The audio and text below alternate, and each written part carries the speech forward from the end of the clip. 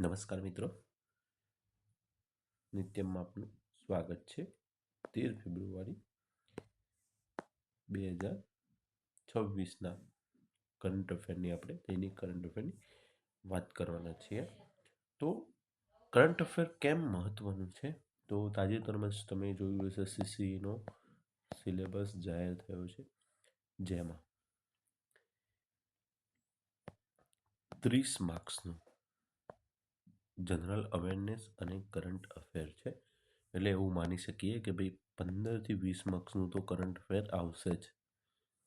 Okay, તો તમારું daily current affair બહુ જ ઇમ્પોર્ટન્ટ છે દરેક એક્ઝામ માટે. જીપીએસસી હોય, ચાહે ગૌણ સેવા હોય, પંચાયત સેવા પસંદગી મંડળ હોય, દરેક બોર્ડ ભરતી બોર્ડની પરીક્ષા માટે એકદમ મહત્વપૂર્ણ છે. અને નિત્યમ આપના માટે એ જ પ્રયાસ કરશે કે ભાઈ આપને કેવી રીતે મદદરૂપ થવાય. ઓકે, તો ચલો આજના દૈનિક કરંટ અફેરની શરૂઆત કરીએ.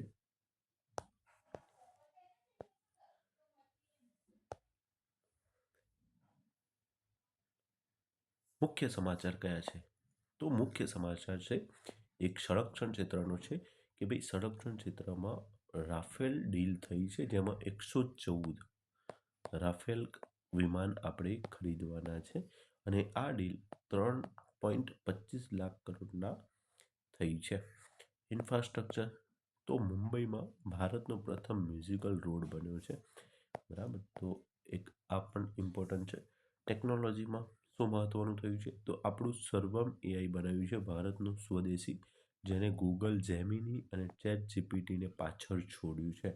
સ્વાસ્થ્ય માટે વાત કરીએ તો 2027 સુધીમાં ફેલેરિયાસિસ નાબૂદ કરવા માટે રાષ્ટ્રવ્યાપી અભિયાન શરૂ કરવામાં આવ્યું છે. તો એક રોગ છે ફેલેરિયાસિસ. ઓકે, અને આંતરરાષ્ટ્રીય બાબતમાં જોઈએ તો મેડગાસરમાં સાયક્લોન ગેઝાનીનો કહેર વર્તાયો છે. ઓકે, ચલો આ મુખ્ય સમાચાર થઈ ગયા. હવે આપણે થોડા ડિટેલમાં જોઈએ તો સંરક્ષણ બાબતની વાત કરીએ તો સંરક્ષણમાં અને સુરક્ષાની વાત કરીએ તો 114 રાફેલ લડાકુ વિમાનોનું સ્વદેશી સુરક્ષાને ઐતિહાસિક વેગ આપશે. ઓકે, તાજેતરમાં જ આપણે જોયું હોય તો ઓપરેશન સિંદૂર થયું છે. જો કોઈ પણ દેશની સુરક્ષા માટે તેની એર ડિફેન્સ સિસ્ટમ, તેનું એરફોર્સ, એની નેવી, એની આર્મી બધી જ રીતે ટેકનોલોજીકલ રીતે આગળ હોવી જોઈએ.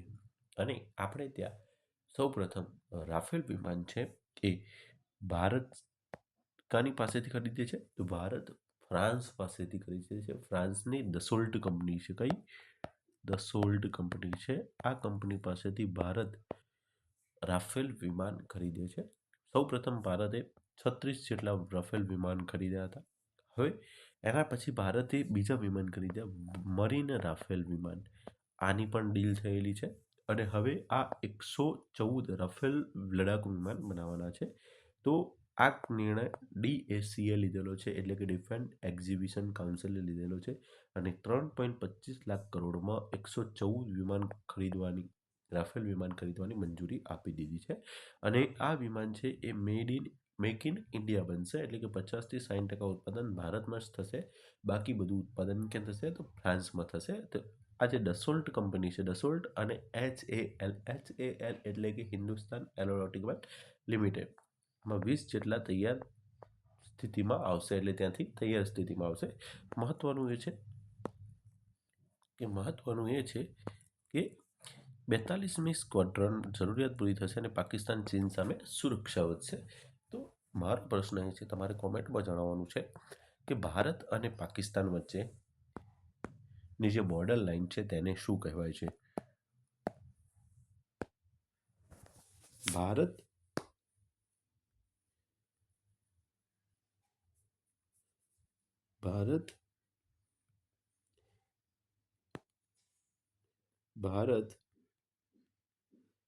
અને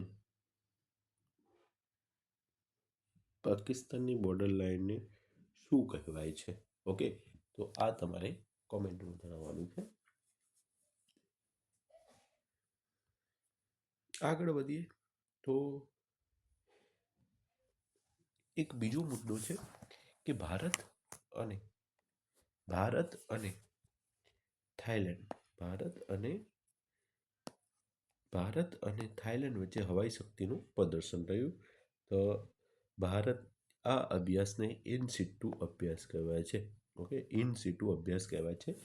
આ અભ્યાસ મલાક્કા સ્ટ્રેટ નજીક વૈશ્વિક વેપારના મુખ્ય માર્ગ પર થયો છે અને ઉદ્દેશ્ય શું છે તો ઇન્ડો પેસિફિક ક્ષેત્રમાં સુરક્ષા મજબૂત કરવાની અને આંતર કાર્યક્ષમતા વધારવાની છે. તો આટલું ખાલી યાદ રાખજો કે ભારત અને થાઈલેન્ડ વચ્ચે જે હવાઈ યુદ્ધાભ્યાસ થયો, હવાઈ શક્તિ પ્રદર્શન થયું, તેનું નામ શું છે તો ઇન સિચુ છે. ઓકે, થાઈલેન્ડની રાજધાની કઈ છે તો બેંગકોક છે. ઓકે, બેંગકોક છે. હવે ભારતમાં પ્રથમ મ્યુઝિકલ રોડ બની ગયો છે. મહારાષ્ટ્રમાં પ્રથમ મ્યુઝિકલ રોડ બની ગયો છે. સૂર સાથે સફર કરવાનો છે અને ટ્યુન છે જય હો. બરાબર, જય હો ટ્યુન છે. તો મુંબઈના coastal road Nariman point Worli પર નજીક જે આ રોડ છે એના ટાયરના ઘર્ષણ સાથે શું થાય છે, સંગીત વાગે છે અને સંગીત સાંભળવા માટે ઝડપ જોઈએ 60થી 80 કિલોમીટર પ્રતિ અવર. બરાબર, તો આટલી ઝડપ જોઈશે અને પ્રેરણા ક્યાંથી લીધેલી છે તો જાપાન અને દક્ષિણ કોરિયાના તર્જ પર આ રોડ બનાવેલો છે. તો પ્રશ્ન પૂછાય કે ભારતનો પ્રથમ મ્યુઝિકલ રોડ ક્યાં બન્યો છે તો મુંબઈમાં બન્યો છે. ઓકે, નેક્સ્ટ વાત કરીએ પર્યાવરણ અને પ્રવાસન. તો હિમાચલ પ્રદેશમાં દેશનો બીજો ટ્યુપ્યુલ ગાર્ડન બની ગયો છે. તો પર્યાવરણ અને પ્રવાસનની વાત કરીએ તો હિમાચલ પ્રદેશ છે એનો બીજો ટ્યુપ્યુલ ગાર્ડન બની ગયો છે. હિમાચલ પ્રદેશ એ ઉત્તર ભારતમાં આવેલું છે અને હિમાલય પર્વતથી ઘેરાયેલું છે.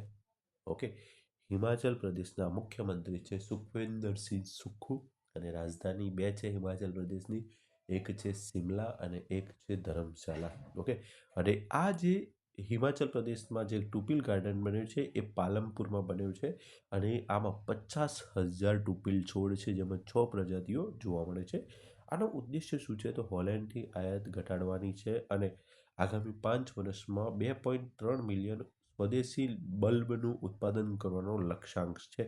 તો ફ્લોરિકલ્ચર મિશનનો ભાગ છે, ભારત સરકારની જે ફ્લોરિકલ્ચર મિશન છે એનો ભાગ છે. પ્રશ્ન પૂછાય કે ભારતમાં બીજો ટ્યુપિલ ગાર્ડન ક્યાં બન્યો છે તો હિમાચલ પ્રદેશમાં બન્યો છે.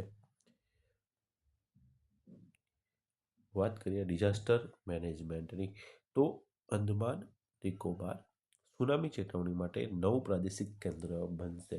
તો ભારતમાં જે આ જગ્યા છે આ અંદમાન નિકોબાર છે. બરાબર, અને અહીંયા સુનામી ચેતવણી માટે 9 પ્રાદેશિક કેન્દ્ર બનાવવાની ઘોષણા કરવામાં આવી છે. પ્રાદેશિક regional service centre. Okay, technology છે નેક્સ્ટ જનરેશન વોર્નિંગ સિસ્ટમ ટેકનોલોજીથી વિકસાવવામાં આવશે અને હિન્દ મહાસાગરમાં સુનામીના પ્રારંભિક સંકેતો મેળવવા અને તટવર્તી વિસ્તારો બચાવવા માટે વ્યૂહાત્મક સ્થાન છે. તો અંદમાન, મારો પ્રશ્ન હવે એ છે કે અંદમાન અને નિકોબારને અલગ કરતી ચેનલનું નામ શું છે? તમારે કોમેન્ટ કરવાનું છે. ઓકે, ચાલો. વિજ્ઞાન અને ટેકનોલોજી.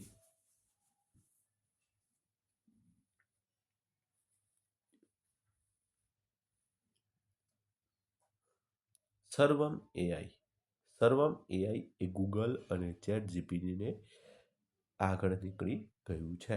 ઓકે, તો આ એક ભારતની મોટી સિદ્ધિ કહેવાય ટેકનોલોજીમાં. તો સર્વમ એઆઈ છે એ ભારતીય ભાષામાં OCR એટલે કે ઓપ્ટિકલ કેરેક્ટર રેકોગ્નિશનમાં ગ્લોબલ જાયન્ટને હરાવ્યા છે. એટલે ગ્લોબલ જાયન્ટ છે જેમિની અને ચેટ જીપીટી. ડેટા સેટ કરવા માટે 22 ભારતીય ભાષાઓ અને ઐતિહાસિક દસ્તાવેજો તાલીમબદ્ધ છે. સોવરીન એઆઈ એટલે કે ભારતની સાર્વભૌમત્વ એઆઈ છે. ભારતનું પોતાનું સ્વદેશી કૃત્રિમ બુદ્ધિમત્તા તરફ મોટું પગલું છે. બરાબર, તો આ બહુ મોટું જ પગલું છે કે સર્વમ એઆઈ શું છે, ભારતની સ્વદેશી એઆઈ સિસ્ટમ છે કે જેને ગૂગલ જેમિની અને ચેટ જીપીટીને હરાવ્યા છે OCR બાબતમાં. જાહેર સ્વાસ્થ્યની વાત કરીએ તો 2027 સુધીમાં લિમ્ફેટિક ફ્લેરિયાસિસ ને ભારતમાંથી નાબૂદ કરવાનો છે. તો આરોગ્ય મંત્રી જેપી નડ્ડા, ગુજરાતના આરોગ્ય મંત્રી તમારે કોમેન્ટ કરીને જણાવવાના છે. તો રાષ્ટ્રવ્યાપી એમડીએ એમને લોન્ચ કર્યું છે.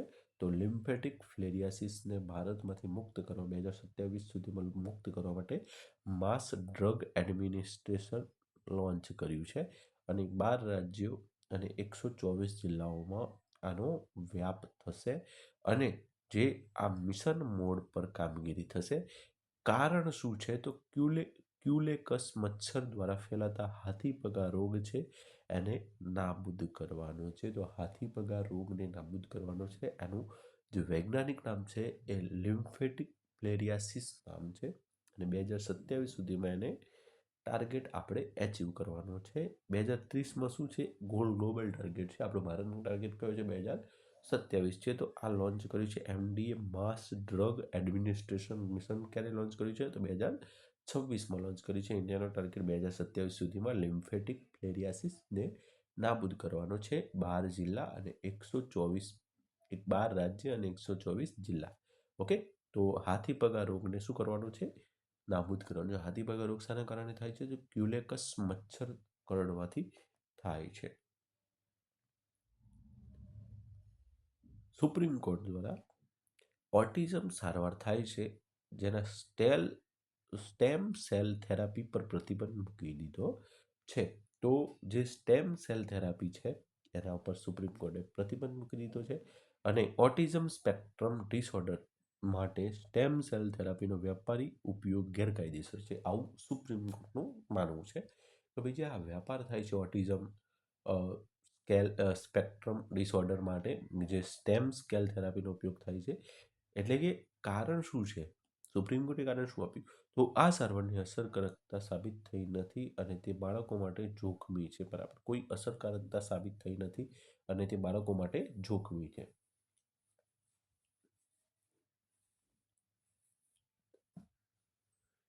એનએમસીની ભલામણ શું છે?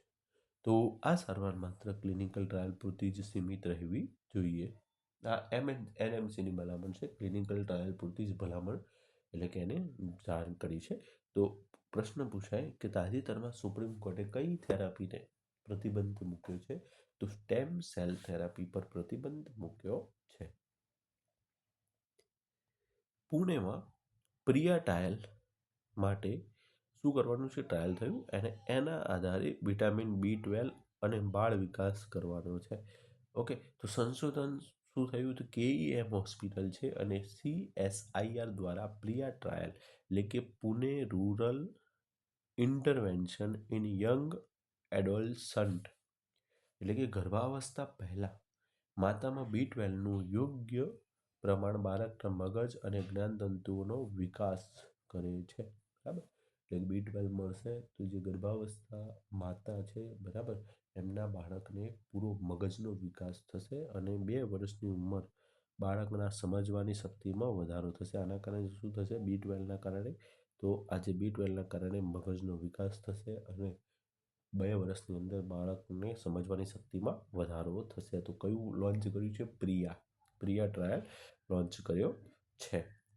હવે સાયક્લોન ગેઝાનીએ મેડગાસરમાં વિનાશ સર્જ્યો છે. તો સાયક્લોન ગેઝોની યાદ રાખજો. પ્રશ્ન પૂછાય કે સાયક્લોન ગેઝોની એ ક્યાં ત્રાટક્યું છે? તો મેડગાસરના પૂર્વ કિનારે ત્રાટક્યું છે. આ મેડગાસર છે, ઓકે, અને તેના પૂર્વ કિનારે સાયક્લોન ગેઝાની ત્રાટક્યું છે. પવનની ઝડપ 180થી 200 કિલોમીટર પ્રતિ કલાકની હતી, એટલે એક આપણી ટ્રેનની ઝડપ પણ ઓછી છે આના કરતાં. બરાબર, ટાઓમાસીના શહેરમાં ભારે તબાહી અને હજારો બેઘર અને વીજળી ડૂલ થઈ છે. એટલે ટાઓમાસી શહેર છે ત્યાં આવું થયું છે. એક્શન યંગેસ્ટ હંગર દ્વારા મદદ કાર્ય ચાલુ છે. તો યાદ રાખજો, સાયક્લોન ગેઝાની ક્યાં ત્રાટક્યું છે? તો મેડાગાસ્કાર દેશ છે ત્યાં ત્રાટક્યું છે. મહત્વનો દિવસ છે 13 ફેબ્રુઆરી વિશ્વ રેડિયો દિવસ તરીકે ઉજવવામાં આવે છે. તો 13 ફેબ્રુઆરી કયા દિવસ તરીકે ઉજવવામાં આવે છે? વિશ્વ રેડિયો દિવસ તરીકે ઉજવવામાં આવે છે. UN રેડિયોની સ્થાપના થઈ હતી 13 ફેબ્રુઆરી 1946ના રોજ. અને થીમ શું છે? તો રેડિયો એન્ડ આર્ટિફિશિયલ ઇન્ટેલિજન્સ. તો રેડિયો પ્લસ એઆઈ આ શું છે? થીમ છે. ઓકે, તો આ વર્ષની થીમ શું છે રેડિયો દિવસની? તો radio and artificial intelligence, radio અને કૃત્રિમ બુદ્ધિમત્તા. તો માહિતી, મનોરંજન અને શાંત સંવાદ માટે સશક્ત માધ્યમ છે.